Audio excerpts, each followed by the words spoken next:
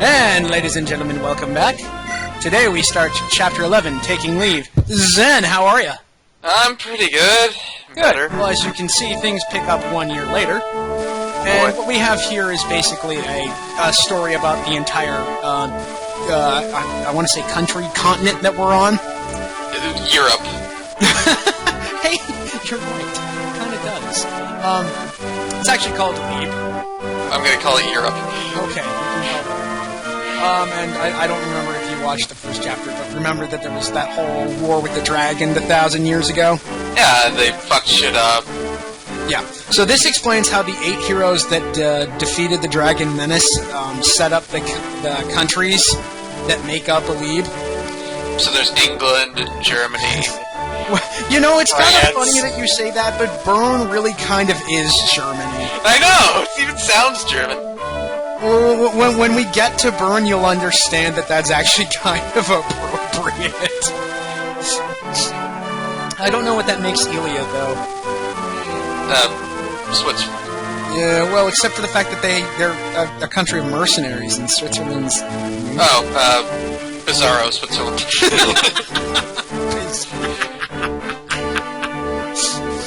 Alright, well, anyway, and then it gets to here where the heirs of the champion Roland themselves became the lords of the Lycian League, which is where our story picks up 1 year later. As you remember, Kalen is a province in Lycia, so...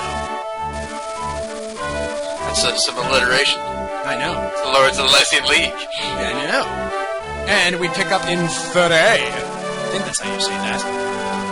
The lords of the Lycian League lies. Stop that.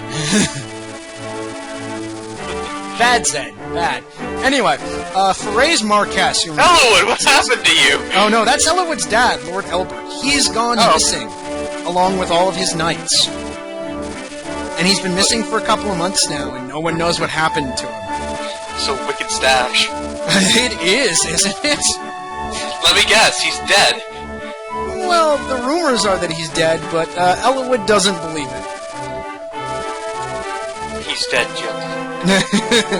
So Eliwood, who is going to be our protagonist now, because I remembered upon recording that Hector mode spoils far too much of the story for it to be worth let's playing, is off on a journey to find his missing father. And that brings us to Chapter 11, Taking Leave. Oh, so he's taking leave. Oh, I get it now. There you go. Tricky. Is this going to be as bollocks easy as, like, the rest of the stuff? Actually, no. Chapter 11 at this point it turns off the tutorial and assumes that you know how to play the game. So it actually throws a fairly decent challenge at you. Oh, bully. If you're not careful, you will actually get killed. I actually get pretty close to having Eliwood dead in this chapter. You got pretty close to having Lyd dead in the last chapter, so I'm not that surprised. True. Not that I'm saying you're bad or anything, but... You're just implying it. No, maybe. Maybe. Not quite. Anyway, the purple-headed woman is Eliwood's mother. She doesn't really have a name. The blue-haired chick is Isadora. She's another paladin. And the purple-haired, purple-bearded man is Marcus. He's evil, isn't he? No, he's the worst character in Fire Emblem. He's actually also the worst character in Fire Emblem 6, too. Oh. But you see, the difference is in Fire Emblem 6, they kind of explain it because he's old. Oh.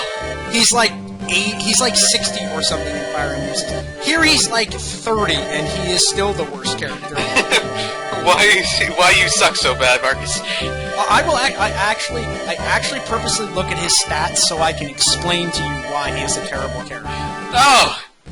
But as you can see, after they've had this giant discussion, bandits are attacking FIRE, because apparently none of the Knights of FIRE are here, so they think they can just march in and take it. Also, this guy's name is Grozny. Where the fuck do they come up with these names? Well, these are the people who came up with the name Gygus, so... Really? It's Nintendo. Oh, that was Shigeru Miyamoto. Oh, true. Anyway, this green-haired fellow is named Lowen. You can't see his eyes. He's easily the worst cavalier in the game. I remember when I was younger, a friend of mine and I were playing Fire Emblem at the same time, and he relied on Lowen, and Lowen never got above like 8 skill, so he sucked. Oh, look, female Will. Yeah, well, actually, yeah, that's exactly what she is. The thing is that the game throws a lot of, I don't know what the appropriate term here is, but I'd like to say opposing characters. Sane and Kent are opposing characters. Kent gets a lot of, he gets a lot of skill and speed, but not as much strength as Sane, whereas Sane gets a lot of strength and a lot of defense, but doesn't necessarily get a lot of skill or speed. So it's really up to you which one you want to pick. Oh, and Lowen also has another surprise for Eliwood. A traveling tactician. I wonder who that could be. Yeah, I wonder who it could surprise, it's you! You want to know something? All of Eliwood's lines here are a lot funnier if you imagine he's saying them in as sarcastic a tone as possible. If not for Adrian, the Marquess and his daughter Kaylin might not have survived. Yeah, that's sure, right? What brings you here, my friend? Still traveling about honing your skills, huh? See, it's way funnier if you imagine he's being sarcastic about it. We need of your aid. Come on, lend us your skill. Lend us your awesome guessing talent. Yeah, just point us in random. Okay, so as you can see here, I wish I could pause the video, but you can see Marcus's stats are insane. And he's carrying steel weapons. So he can easily one-shot pretty much anyone on this map. And in fact, he can pretty much easily one-shot anyone for the next couple of maps. But therein lies the problem. His starting stats are incredible. His stat growths are terrible. And he's a pre-promoted class, so he can only go up to level 20. So far, yeah. Yeah. So you run into this problem where if you rely on him, you waste a ton of experience, and he doesn't get that good. And as the game goes on, he gets worse and worse and worse. So he starts good, but then he starts sucking. He starts sucking really quick, too. Oh boy. Oh, and look who else is here! Dorcas! Indeed! Dorcas, king of smashing! Me smash puny lord... Oh, no, wait, not supposed to smash him. Eliwood good. Eliwood friends with crappy tactician. Must not crush Eliwood. Friendly tactician, feed Dorcas. For blood! Dorcas like football. Need to play, need to throw pigskin. In any event, as you can see, Dorcas has an energy ring on him. Oh. It would actually be kind of stupid for me to use it on Dorcas, since, you know, Dorcas is Dorcas. Dorcas smash! Dorcas cleave skull! Dorcas wins Super Bowl! What the fuck is Dorcas doing here, anyway? I don't know if you were reading when the, you probably weren't paying attention during the credits of Chapter 10, but he went off to become a mercenary, and he worked in FIRE to support his wife. Oh! That's why we run into him here. So this guy's gonna chop into Rebecca. I kinda just use Rebecca as, like, a softening tool. You can take that however you want. I'm gonna take it badly. I use her to soften up the enemies so that my guys can kill them more easily. I don't think I use it very often in this one because she got hit that time and I didn't want her anywhere near that bandit. Yeah, that guy just... She got softened, alright. Yeah. The guy who came out with Dorcas is Bartra. I think he's technically a better fighter than Dorcas, but I've already invested so much in Dorcas now that I can't pull out. You don't want to pull out Dorcas? Dorcas, pull out, please. Anyway, this woman gives Dorcas a dragon shield. It's another stat item. This one increases defense. Who'd have guessed? Who'd have guessed? Shields? Defense? So, I use both of the stat items on Eliwood, because he freaking needs them. And I gave Eliwood an iron sword, a steel sword, and he has his own special weapon, which is the rapier. Well, what's the rapier do? It's essentially the Manikati, but not quite as quick. So it's a derp cutty. pretty much. The rapier it's more about skill and finesse than it is about just completely raping everything.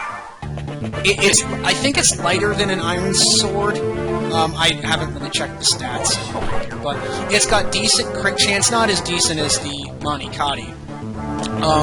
And it does critical damage to knights and mounted units. I don't need a weapon to fight you. Yeah, there's actually a reason why I've sent Marcus and Bartra into the line of fire, and it's to abuse the game's AI. The game has a tendency to, if it can't, the game actually knows which of your characters are weakest, which ones they stand a chance of killing most, but they also prioritize those that can't fight back. Oh, so you're using Bartus and, I'm using Bartra and Marcus as meat shields, basically. Yeah.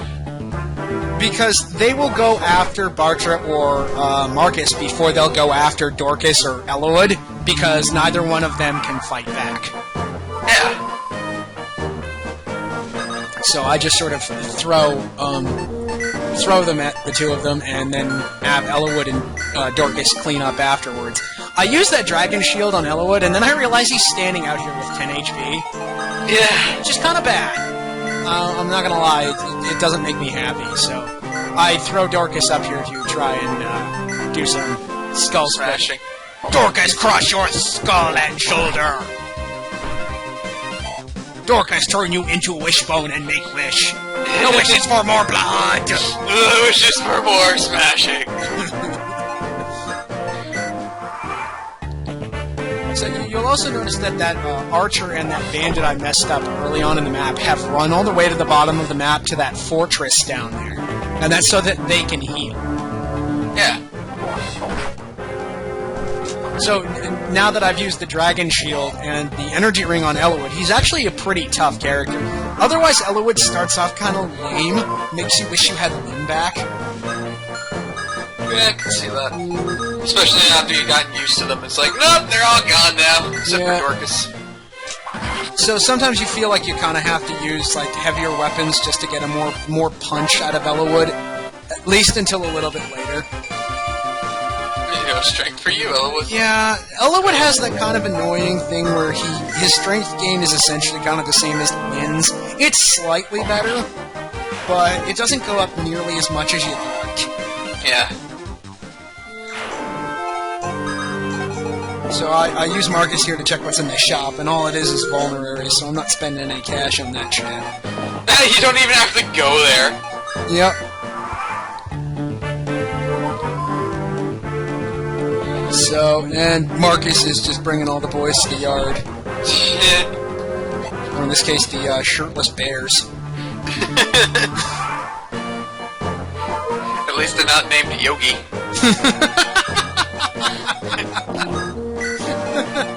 God knows they could be. Hey, boo-boo.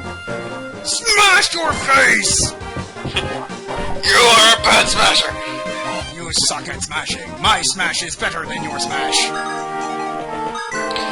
So basically, are you just gonna hide Eliwood back in those fortresses until he's at decent HP? At one point I use a vulnerary here because I don't feel like sitting in a fortress for God knows how long. Yeah. I mean, it's still a good idea. It's better than wasting your vulneraries, but I'm also kind of in the mood to not bore the shit out of people who have to watch this. No damage! Like I said before, enemies have this tendency to just throw themselves at you. They will attack you whether or not it's within their best interest. That's all right, I'm think. Nope. The only ones that this doesn't really apply to are boss characters because they can generally dish out more pain than they receive. Yeah. So this douche comes after Eliwood. Nope. Nope, piss off. You hit my cape. Piss off, scrub. And you can sort of see why people would be fooled into using Marcus if they'd never played the game before. Because as you can tell, I mean, he doesn't even have a weapon, and he takes a max of 3 damage from those bandits with no cover. Yeah, I can see he'd that. probably take like 2 or nothing, and he'd return with an instant kill. So you can sort of understand why people are like, holy crap, Marcus is amazing! And the reality of the situation is that Marcus is terrible. Yeah. He's like wearing the manly pants, but as soon as those pants go away, it's not very good. As soon as he stops to take a piss, you realize it's all pencil. He's got chicken legs. That's not a man, it's a chicken! Oh. Why do you think he's running the horse?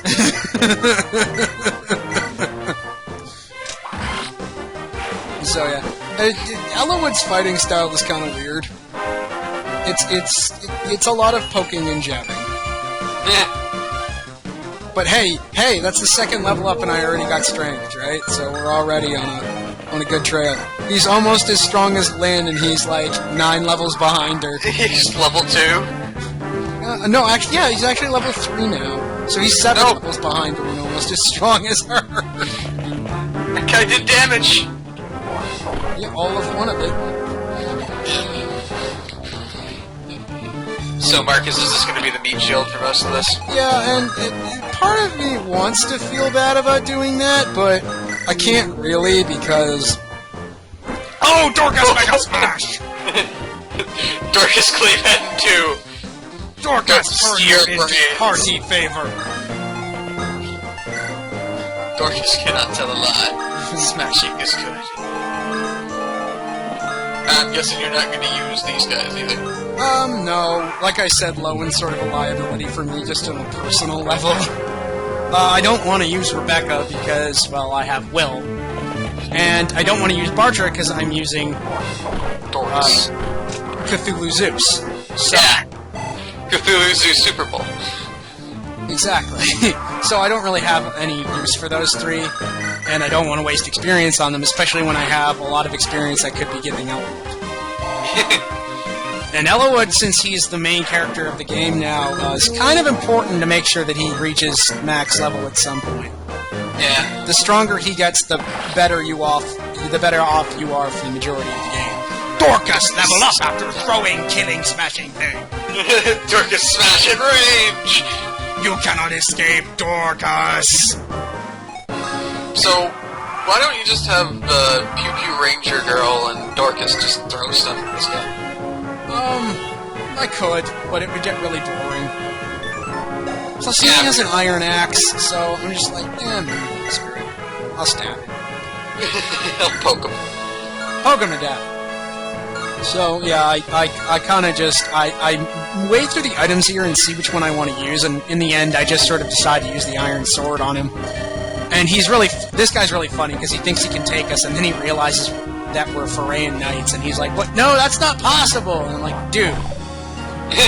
You're bitching up cities, what the fuck do you expect? So here I tried the ranged smash again, but I miss. No. Unfortunately, Dorcas' side B smash is just not that impressive. Over B, over B, over B. So here he... How do you pronounce that? I don't even know, and frankly, don't even care. All I know is that Eliwood really messes this guy up. Eliwood. Eliwood! You're not gonna try throwing the axe again? No, because there was a chance it would have killed him, and I really wanted Eliwood to get the experience. Because this gets him another level. Yep. He's good. Because he's the boss. He's the boss. And look! Strength! Strength and HP.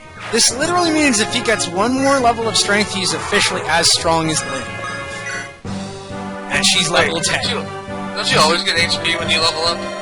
No, not always. A fairly decent amount, though. You're welcome, Scruffy. You're welcome, Scruffy. It's the least I could do. You know, me and my master tactician. Now I'm just going to imagine Eliwood saying everything in this smarmy, sarcastic tone. Exactly. Praying for war? You sure? War, yeah, sure.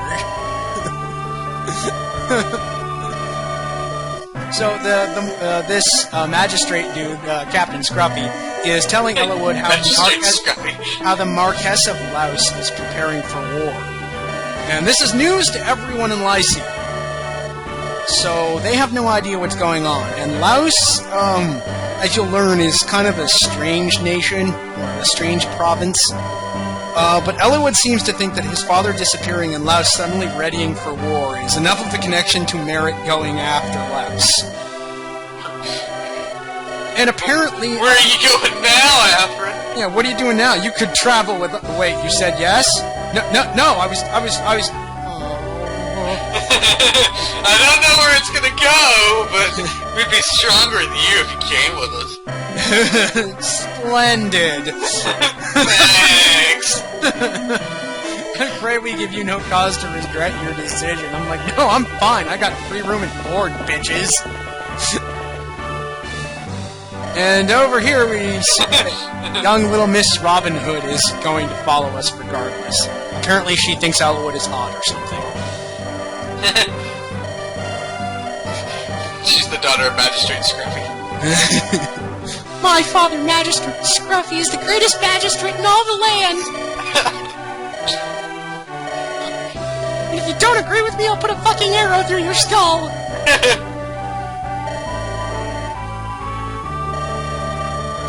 Please, Scruffy, look inside your beard. Find your heart. Dash and feel me.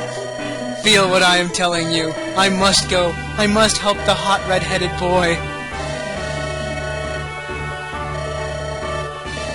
True heart and true arrows. Yes. I doubt you'll be using your true arrows, because God knows if he touches you, I'm going to kill him. And that was Chapter 11, Taking Leave.